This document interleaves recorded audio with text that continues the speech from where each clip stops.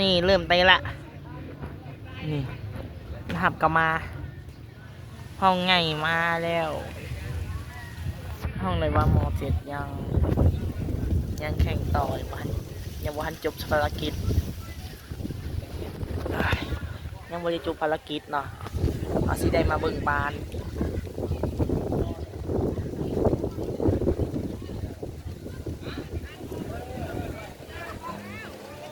ต่อเลยต่อเบิ่งกันต่อแล้วเริ่มแล้วเป่าปีแล้วเริ่มเป่าปีแล้ว ตอนนี้ห้องเฮาแข่งเมื่อวานนี้ละได้ตีเสมอ0-0ชนะจุดโทษ5-4เมื่อวานนี้เขาพันเขียนเนาะเดี๋ยวสิเขียนคำอธิบายฟอร์มเอาวันนี้ห้องเฮาอะแล้วเนาะ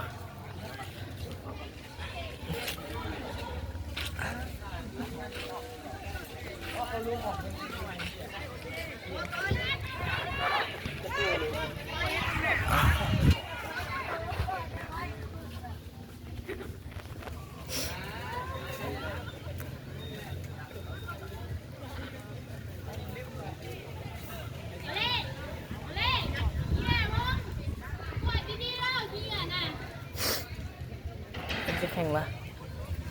บ่ทันแล้วเนาะยังบ่ทันเนี่ยถ่ายเนาะวันนี้ก็1-5ก็เจอ1-2วันนี้แพ้วันนี้1-5แพ้ห้องเฮาวันนี้นี่เขาสิเริ่มแล้วไปบ้านเริ่มแล้วเริ่มเป้าปีดแล้วเพิ่งเลยเขาสิเขาตอนนั้นห้องเฮาเคยแพ้ในบ้านเนาะตอนผ่านมาหลายปีแล้วเจอทีมน้อยๆเคยแพ้ทีมห้องเฮาเนาะเพิ่งไปเรื่อยๆไปชนกันเลย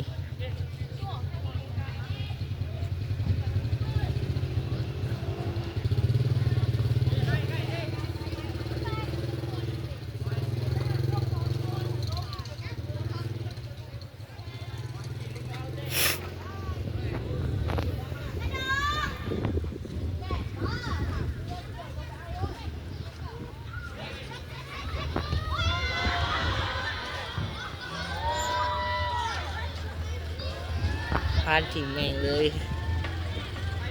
ไปบ้านไปซัวๆเลยไปบ้านไปรัวๆนั่นน่ะแข่งละบ่ฮอดจับบ่ทันบ้านหลุดมือเลยหลุดไปซัวๆเลย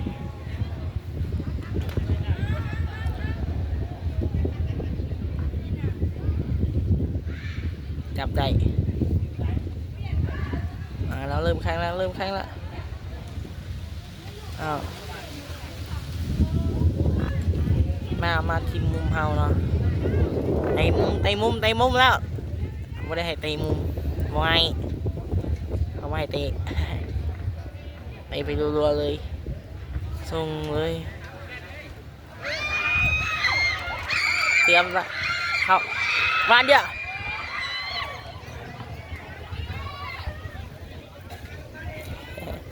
เบิ่งไปรัวๆเลยมื้อนี้มาอีกแล้วมื้อนี้ก็ยังบ้านที่ยังบ่จบเรือรถออกก่อน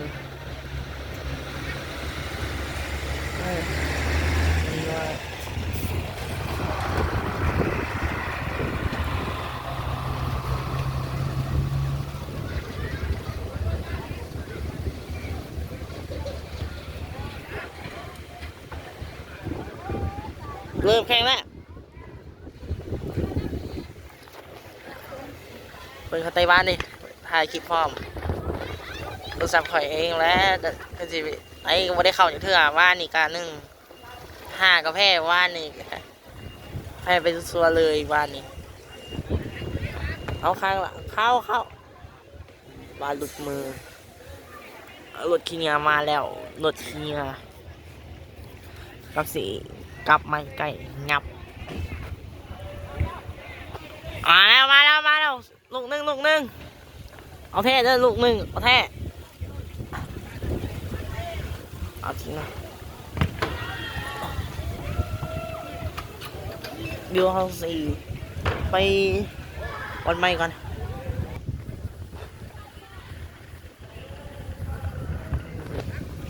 บ้านแท้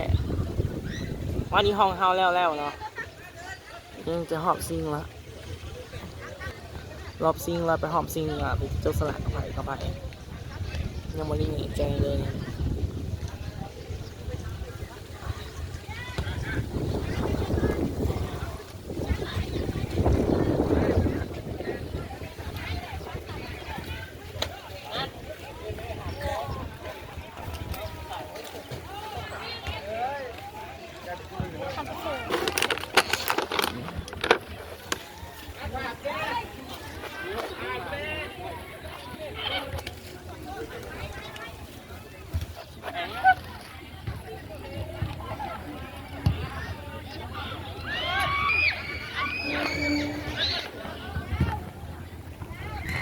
เอาเลยเริ่มมาแล้วก็ซิเลิกแล้วมันเข้าเลยเข้าซัวๆเลยเขาจับได้น้องจะอยู่นี่แหละ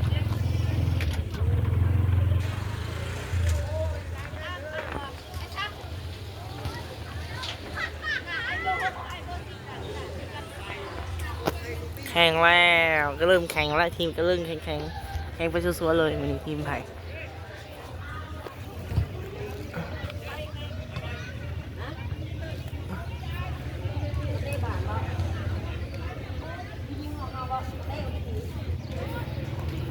ม.5เจอกับม.6ม.7เล่นแล้วเลยแต่ม.6ละม.5เจอกับม.6โมเมนต์ม.7เลยม.7ที่เขาไปเล่นแล้วเนาะเขาเคยถ่ายไปก่อนหน้านี้เขาเคยถ่ายก่อนแล้วม.5เจอกับม.7เขาถ่ายก่อนหน้านี้เขาถ่ายไปแล้วเลยจะม.ยังว่าเขายังบ่ทันถ่าย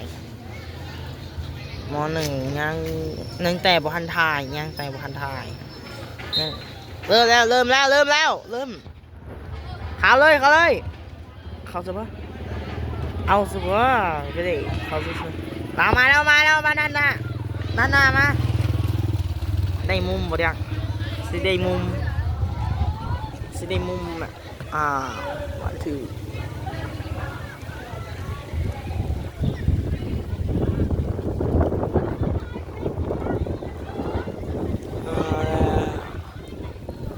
ผู้ใหญ่กำลังเตะเริ่มมุมแล้วมุ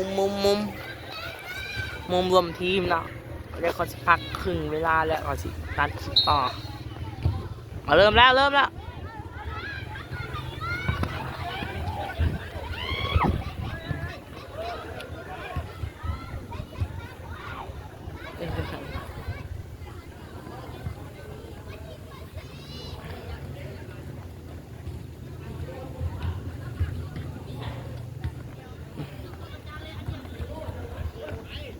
ไอ้พ่อยบ้ากูจะไปบุรีไปฮอดแล้วไปยังฟ้าบ่จัก9 นาทีละอีกจะได้เขาสิพักผ่อนแล้ว15 นาทีละมันเขาสิเตะถูก15 นาทีพักผ่อนถูก15 นาทีสุดท้ายอันนี้ครึ่งแรก15 นาทีก่อนอันนี้เกม2 15 นาทีต่อ30 นาทีของการแข่งสำเร็จละแล้วมาไปทางหัวทีมนะไปรัวๆเลยไปถอดจุด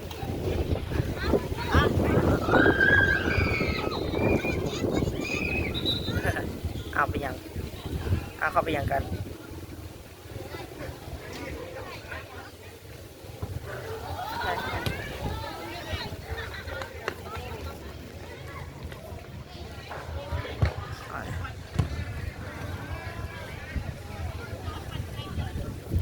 กูไปถ่ายยูทูบไหมมันจะเห็นว่าไหน เขาจะเห็นแล้วที่นี่ละ นะ ที่นี่เนี่ย ไปถ่ายบนยูทูบไหมไปซื้อนะ นั่งรถ แม่อะไร วันนี้เก่งแล้วมันเลยมาแข่งต่อแรกเขาสิปักปล่อยแล้ว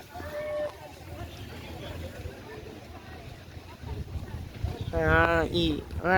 มาแล้ววันได้เข้าเลยบ้าปะวันได้เข้าเลยไปสู้ๆเลยส่งรัวๆเอาตีลังกา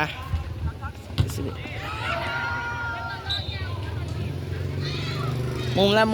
บบมาแล้ว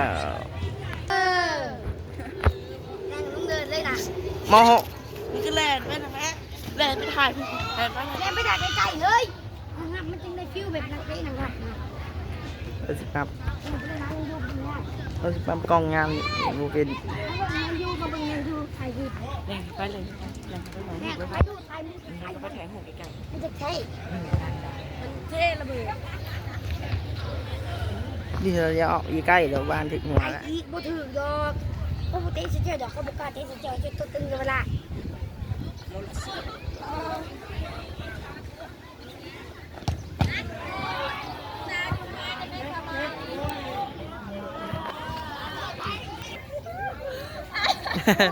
จะไล่สดบ่ แมนแล้วมึงถ่ายคลิปสวยๆเลยแล้ว นี่แม่แต่ชุดเนาะ นั่งอยู่นี่ละ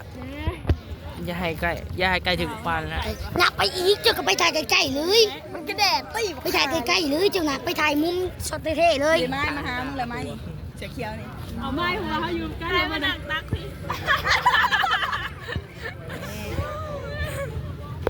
จะไปดู เข้าหาดันโดก จะแข่งแล้ว เมสซี่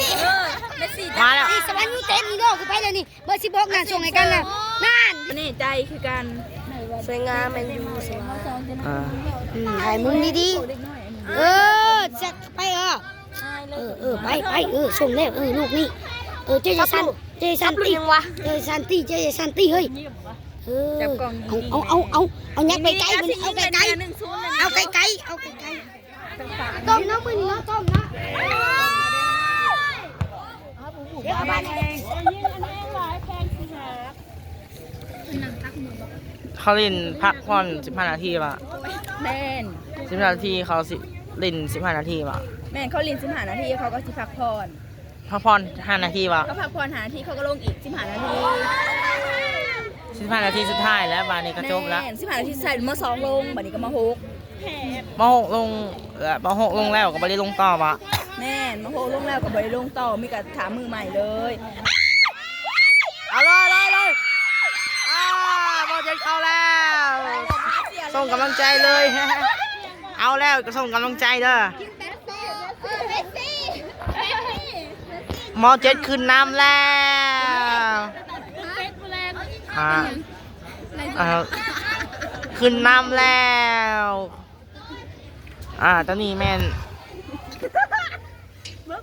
ม.7 ในบ้านปะ แม่นมาเจ็ดชนะแล้วมาเจ็ดน้ำแล้ว1-0ม.7 สิได้แซมปะ แม่นมาเจ็ดได้แซมที่1มาเจ็ดน่ะม.2 มา2ยังบ่ฮู้มาเจ็ดได้แซมจะสิให้หยังเขา มันเล่นได้ละเขาจะสิแบ่งคะแนนแล้วเขาจะแบ่งคะแนน จะสิแบ่งคะแนนให้เราหลายคนได้คะแนนในนี่นะ ม.7 ได้ปะ 1 2 3 4 5 6ก็ไปตีกับเจ็ด3แซม 73เขาสิได้แซมบ่จัก แม่เห็นเจ็ด3ได้แซมบ่จัก ม.5 ต้มเน็ตบู ม.5 เด้ ม5บ่ม5ก็ต้มหอบแล้ว แล้ แต่ วจะ ผู้หญิงเลยยังอยู่น้องเขาคือจะยุ่งหัวบักเขียนแต่ก็บ่เอา โอ้ยไปลงหานกรุงเลย ปีละเขียนไปเลย มาลงเลย แล้วก็บ่มัน ก็ได้กะเรื่องซุนได้ซ้ เห็นบอกคุณน้อยจะย่านตีนี่เห็นมันหลงกับแดดนิดนี่แดดนิด ำเอาไหม แน่ตั้งขนาดอย่าไปเจนนี่ คอยในบ้านเลย หัวดำ เขา ค ยั น ง ลุกขึ้นก่อนยับมาก่อนตั้งนะมันแดด อ่ะ ยับมันยับมาเลยยับมาเลย รถจะออกมาแล้ว ยับมาร ถได้ออก ยับไปหามันกระเด็นตัวยับมาพี่มันก็จะงอมแดดนั่นดูไปนั่งน้ำแดดไปนั่งน้ำเองพี่ไม่ได้ที่ถ่ายตัวนี้โตนี่แล้วก็โก้ก็อีหมกเลยอีห่ามึงเจ็บกระตุนกระโตซื้อรถเอียงมาแบบนี้นะ เฮีย มันระบังอะไรแบบนี้ 20แท้ว่าเข้าแล้ว20 สูตรใหม่อะประเด็นนี้ เกือบเข้าแล้ว20 ป้าบอกลงไปเมียนทีหนึ่งอะเป็นขักได้แบบนี้นะคุณผู้ชม เขาเมียนแต่ดังหอกก็เพลนบ่น่ะเป็นบ่น่ะ กลัวได้แบบนี้ลงมาถึงได้เต็ม 734ได้แซมบจัก แซม ได้แซมได้แซมเอาสิได้แซมบจักได้สามมอด73ได้อันดับ1น่าจะแม่มอด73ได้อันดับ1ตีเสมอแล้วกาสิตีเสมอแล้ว มาได้เสมอดอก คันเสมอได้พอดีจุดโทษวะ แม่นแต่มันบ่มีเสนอแต่มันบ่มีเสมอดอก73แซมแล้วนี่นะ คันว่าสิได้จุดโทษแล้วคันตีเสมอพอดีจุดโทษแล้ว บ่มีตีเสมอแซมแล้วนี่นะรับตาเบิ่งก็ฮู้ มันมีทีมเด้อยิงอ่ะมันมีทีมซ่อมเก่งเลยได้บูแต่ทีมนี้เด็กชายแหละสิมาซ่อมให้ มาขัดขายในบ่จันนั่นไปแล้ว 20แล้ว20 ไปพาไปเอาเซ็ต มาขัดขายในบ่กี่โมงบางมื้อก็คั่นแป้งบางมื้อก็ตีโรตี เลือกสิบ่พาเลย เบิดเวลาแล้ว เป้า ตั้งหนึ่ง พอต้องไล่มาดิ ขาวอีกตั้ง